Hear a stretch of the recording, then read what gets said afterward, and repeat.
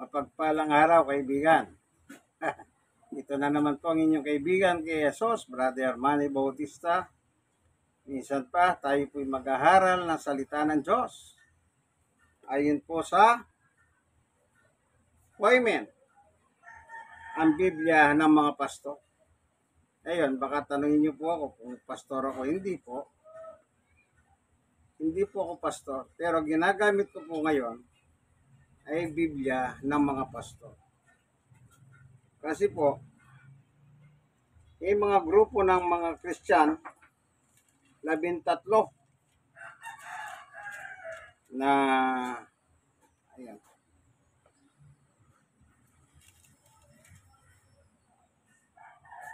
nakapaluhog dito, kaya ang tawag dito ang Biblia ng mga pastor. Ano po?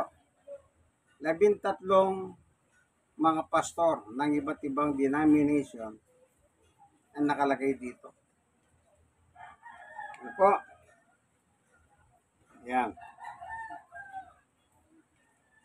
Pero siyempre, bago tayo papalaot sa ating pag-aaral, ay tayo muna ay mananalangin. Panginoon Diyos, sa aming Ama, samahan mo po kami sa pag-aaral ng iyong salita sa araw na ito. Buksan mo ang puso at isip ng mga tao, nanonood, nakikinig ng aking munting video. Kung sila man po may kabigatan sa buhay, iyong paghahanin. Kung sila man po ay may sakit, iyong pagalingin. Salamat po, Diyos, sa ngalan ni Jesus. Amen. Dito po sa kasulatan, ayon sa ating Panginoong Jesucristo, dito po sa chapter 12, verse 49 and 50. Babasahin ko po,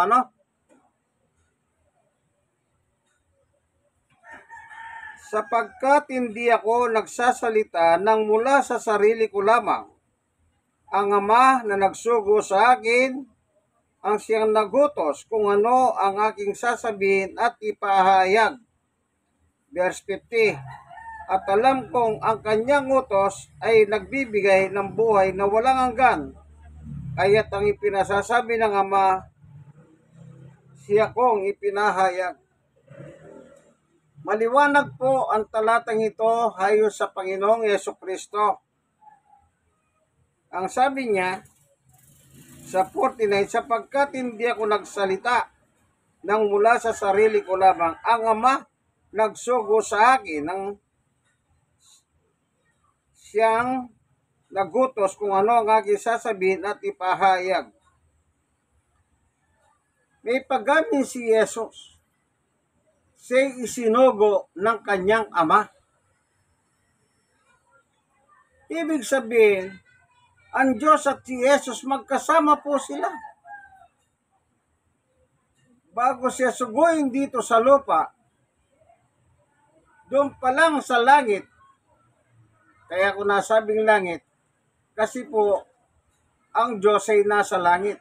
Naalala niyo ba yung Lord's Prayer, Ama namin? Sa Mateo 6:9, Ama namin, nasa langit ka, sambahin ang ngalan mo. Nasaan po yung Ama? Nasa langit. Kung nasa langit po ang Ama, di kasama niya po ang kanyang anak doon. Kaya sabi ko nga po, sa langit pa lang, pinag-usapan na kung ano ang sasabihin ni Jesus dito sa lupa. Siya naman ang kanyang inamin. Ang sabi ni Jesus ay maliwanag. Ang Ama na nagsugo sa akin ay siyang nagutos kung ano ang aking sasabihin at ipaahayag. Bilang anak, siya po ay masunurin sa kanyang Ama. Kung ano ang utos ng kanyang Ama, siya naman ang kanyang ginawa. nang isinugo siya rito sa lupa. Sabi ni Jesus, ako'y sinugo ng aking ama. Tignan naman natin si Pablo.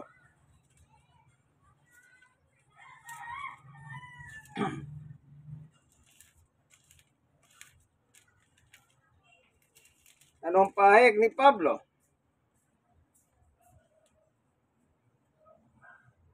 Galatia 4:4. Ngunit na sumapit ang tamang panahon, isinugo ng Diyos ang kanyang anak na isinilang ng isang babae at namuhay sa ilalim ng kautusan. Maliwanag din ang sabi ni Pablo, isinugo ng Diyos ang kanyang anak. Sa Biblia po, ang anak ng Diyos ay walang iba kundi ang Panginoong Jesucristo, na ipinanganak ng isang babae. Ginamit po yung babae upang ipanganak, isisilang si Jesus dito sa mundo. Kasi po, hindi po siya parang ganito. Sa langit po, walang tao. Kaya si Jesus hindi po tao. Nang suguin ng Diyos ang kanyang anak dito sa mundo, nagkatawang tao siya. Ipinanganak ng isang babae, si Maria po yun. At ang tawag naman sa kanya ay Jesus. Si Jesus po, yun nagsalita doon sa Juan 12:49-50. Nang magsalita siya po ay nasa anyong tao. Tignan natin.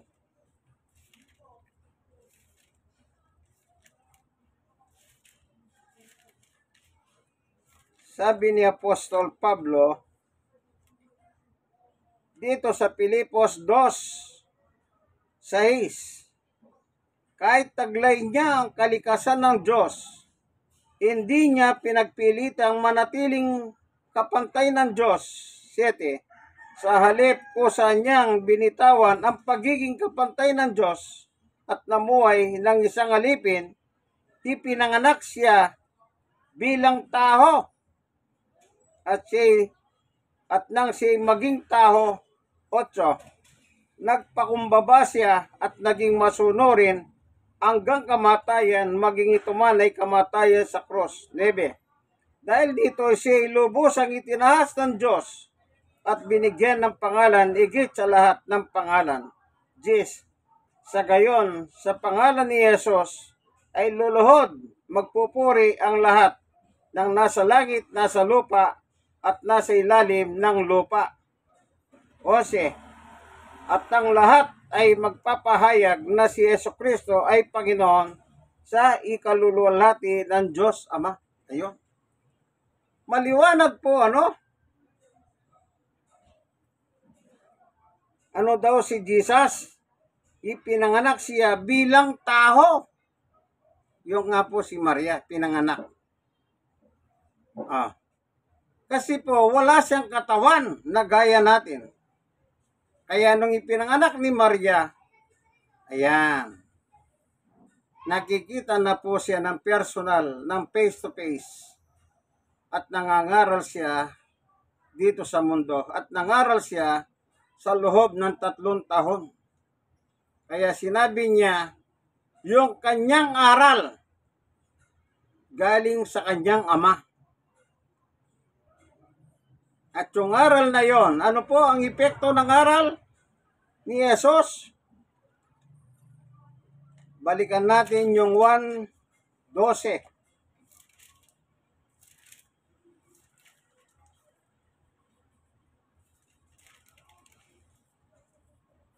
Sa verse 50, at alam kong ang kanyang utos ay nagbibigay buhay na walang hanggan, kaya't ang ipinasasabi ng Ama ang siya kong ipinahayag. ipinapahayag.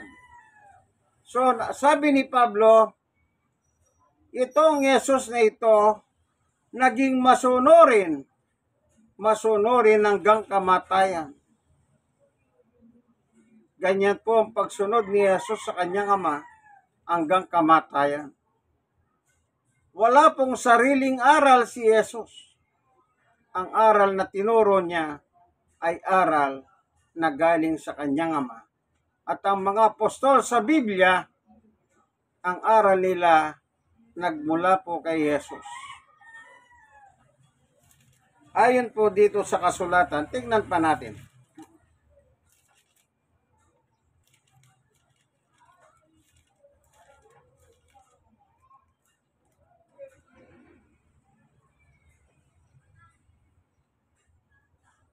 Ito po, Galatia 1:11. Mga kapatid, nais kong malaman ninyo ng magandang balitang ipinangangaral ko'y hindi katanang tao. 12. Hindi ko ito tinanggap mula sa tao at hindi rin itinuro sa akin sino mang tao. Si Jesucristo mismo ang nagpahayag nito sa akin. Maliwanag po ang sabi ni Apostol Pablo dito po sa Galatia 1:11, 12. Ito po ulitin natin. Merong magandang nakalagay dito Lalo na sa inyong mga nagtuturo na si Jesus ay tao. Makinig kayo kay Apostol Pablo. Yung tunay na apostol ng Biblia. Galatia 1:11. Mga kapatid, nais kong malaman ninyo ang magandang balitang ipinangangaral ko'y hindi katanang tao. 12. Hindi ko rin ito tinanggap mula sa tao. At hindi rin itinuro sa akin ng sino mang tao, kundi si Jesucristo ang nagpahayag nito sa akin. Maliwanag po, hindi aral ng tao. Ngayon, sasabihin ng iba, si Jesus ay tao. Abay, di lumalabas. Kinokontra nila si Pablo. Samantalang ang sabi ni Pablo, ang aral niya, hindi galing sa tao. Hindi itinuro ito sa akin ng tao. Hindi rin ito katanang tao. Paano mo ngayon sasabihin tao si Jesus?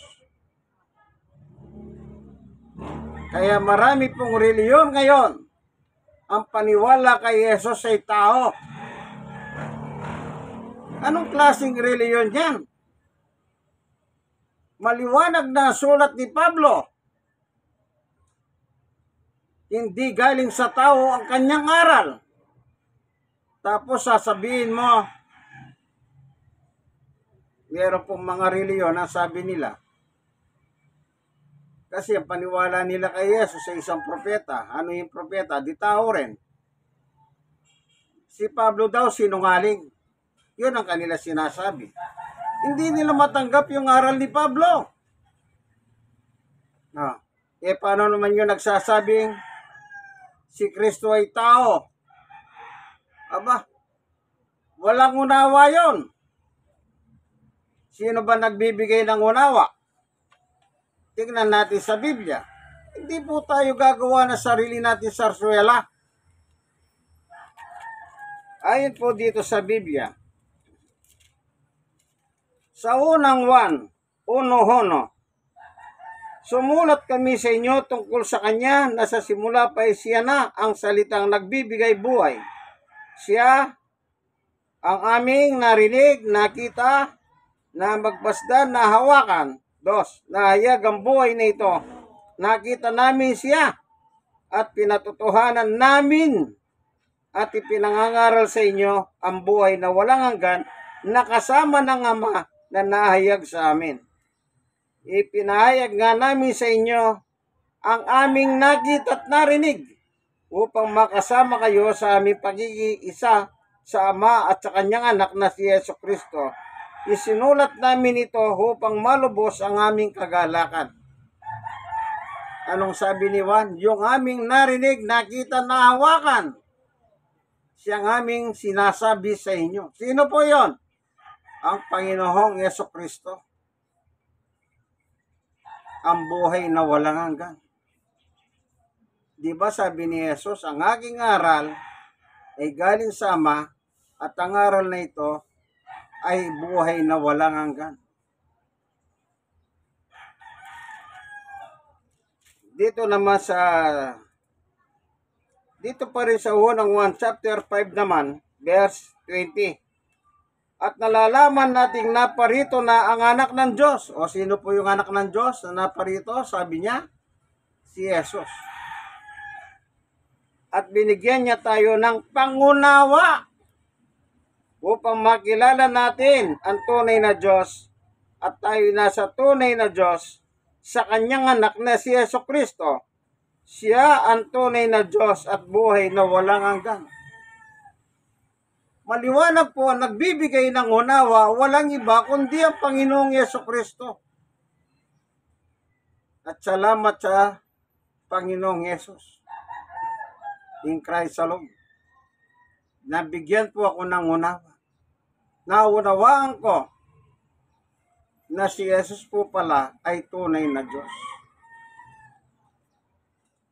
O paano naman ngayon yung nagsasabing si Jesus hindi Diyos?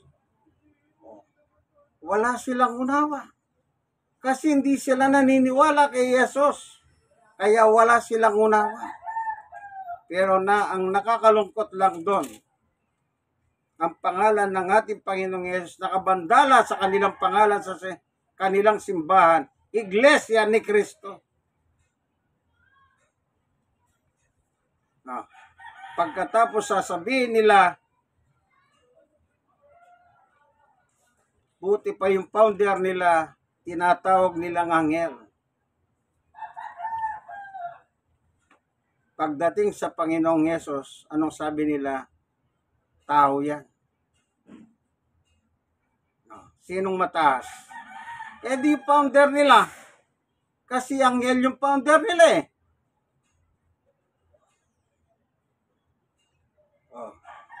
Kung ang founder nila anghel, di mataas yung anghel sa tao. Lalabas, mataas yung founder nila kay Jesus. Kaya niyuyukura. Ano ba? Niyuyukuran. Parang nilalait si Jesus. Itinataas nila yung kanilang founder na isang anghel daw na umakyat sa sikatan ng araw. Ano po? Yung founder nila. Tingnan natin yung ginagamit nilang talata.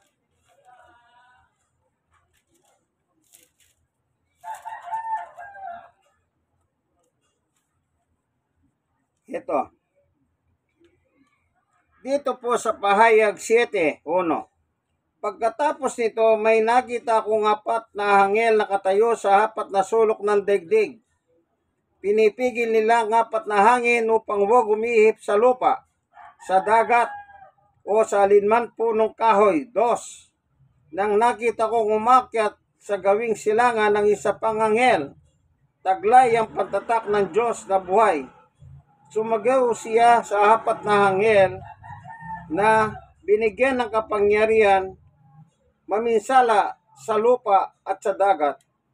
Huwag muna ninyong pisalain ng lupa, ang dagat o ang punong kahoy hanggang hindi namin nalalagyan ng tatak sa noho ang mga lingkod ng ating Diyos. 4. At narinig ko ang bilang ng mga tinatatakan 144,000 1,44,000 buhat sa 12 lipi ni Israel. Ayun. Anong sabi? Tignan natin yung verse 2. At nakita kong umakyat sa gawing silangan ang isa pang anghel na taglay ang pantatak ng Diyos na buhay. Ayan. Ano daw? Silangan. Gawing silangan. Itong daw silangan, gawing silangan. Ang tawag nila dito, Pilipinas. Far East. Pilipinas daw. Siya yung sinasabi nila, hinangkin ng kanilang founder na siya yung anghel na yan. Anong ginagawa ng anghel na yan? Yung founder nila, Pahayag 7:2. At nakita ko umakyat sa gawing silangan. Silangan Pilipinas daw. Kano? Puno. Ang isa pang anghel. Taglay ang pantatak ng Diyos na buhay. Ayan. Siya pala yung may dala ng pantatak ng Diyos na buhay. Sumigaw siya sa apat na anghel. Sinigawan niya yung apat na anghel.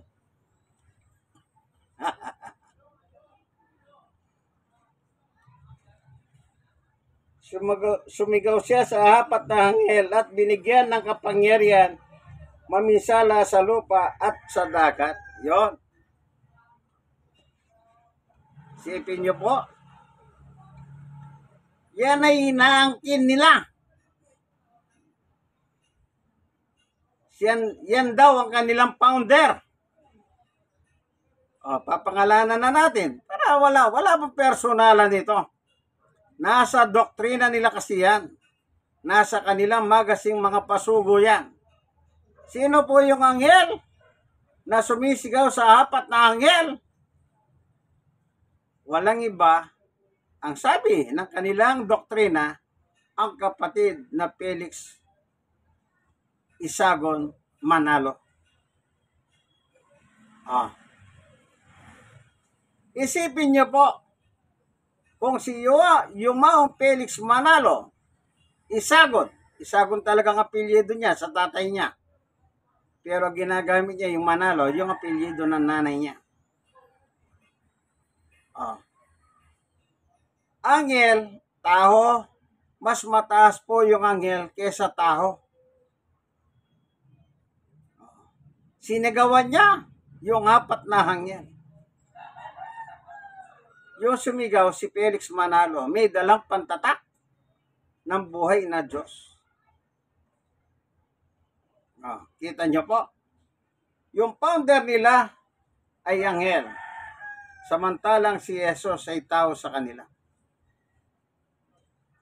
Hindi tunay na Diyos. Kita niyo po, ano? Ganon po kalala ang religion sa buong mundo. At marami rin ganyan. Hindi lang sila ang nalalait kay Jesus sa pagka-Diyos ni Jesus. Maraming reliyon yan. Hindi nila matanggap na si Jesus ay tunay na Diyos. Ang katwiran nila, iisa lang ang tunay na Diyos ang Ama. Paano naman yun nakasulat sa Biblia? Ang masakit po, ayon sa kanilang doktrina, ayon sa kanilang aral, ang saligan ng kanilang pananampalataya ay ang Biblia. Paano po yun nakasulat sa Biblia? Tapos sasabihin nila, ay hindi totoo yan. Kita nyo po. Nakasulat na, hindi raw totoo. Pero kapag kursunada nila yung nakasulat sa Biblia, yan ay totoo sa kanila. Sa bagay, wala naman tayong magagawa kung ganyan ang kanilang paniwala. Ano po? Yan. Tandaan nyo po ito. Kapag naniwala kayo kay Jesus, naniwala kayo sa mga lingkod ni Jesus sa Biblia, ang pinaniwalahan nyo po ay ang Diyos, walang iba. Kasi po, ang aral na dala ni Jesus galing po sa kanyang Ama sa langit. Kaya si Jesus po at ang Ama magkasama na sa langit mula pa sa pasimula. Wala pa pong nilikha ang lahat ng bagay, magkasama na yung mag-ama sa langit. Basahin po natin.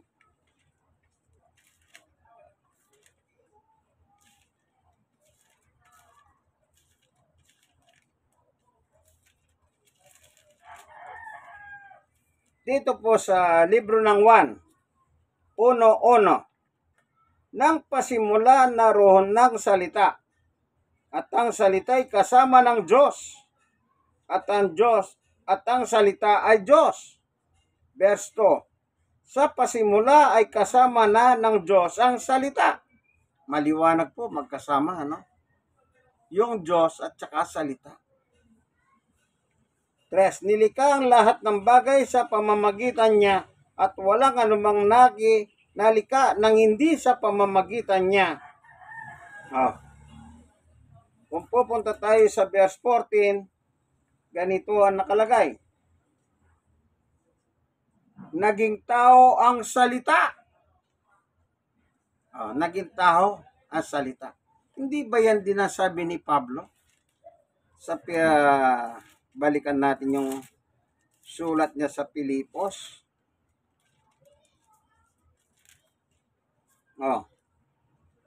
Pilipos 2:6. Kahit taglay niyang kalikasan ng Diyos, hindi niya pinagpilitan manatiling kapantay na Diyos.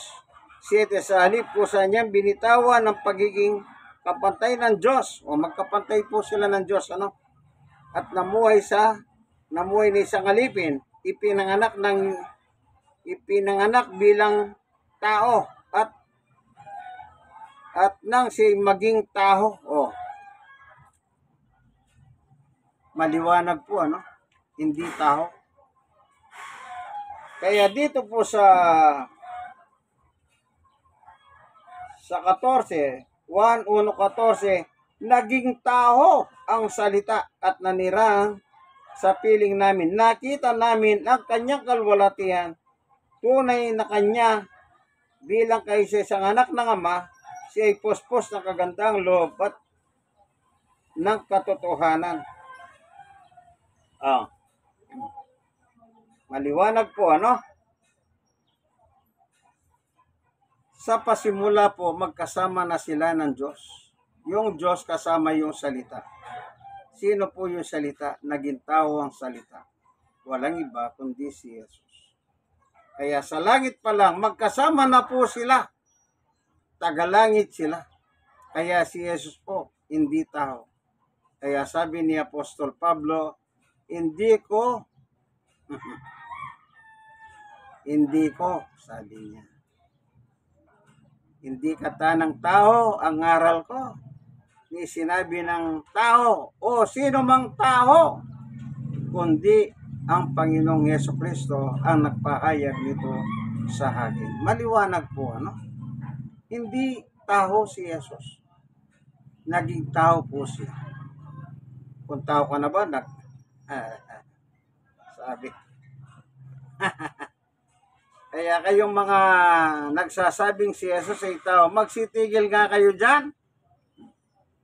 Maliwanag na nakasulat sa Biblia, pinasusunungalingan nyo pa. Sinasabi nyo, hindi totoo yan. Kung hindi totoo yan, alin ang tama? Baka kayo yung may tama.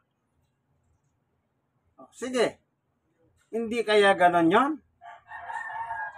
Kung hindi totoo yung nakasulat sa Biblia, bakit kayo gumagamit ng Biblia?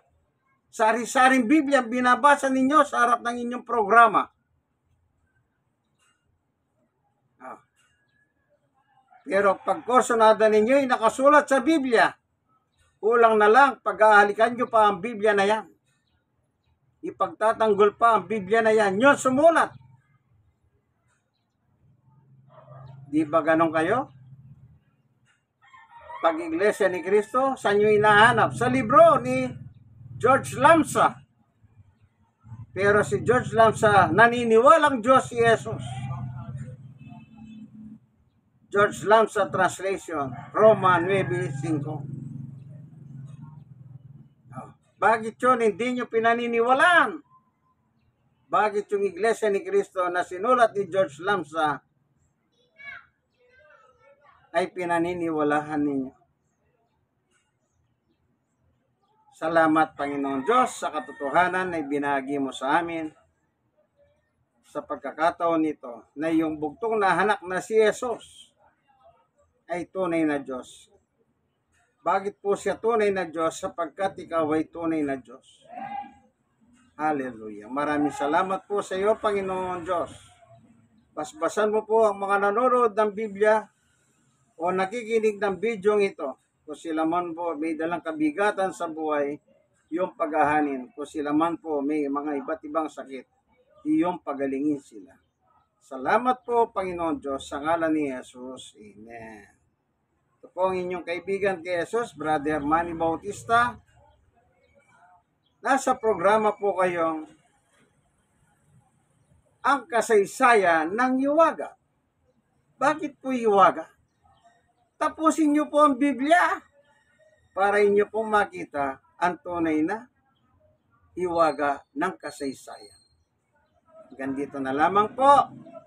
God bless us all. God is good all the time. All the time, God is good. Kaibigan, like and share and share and share and share.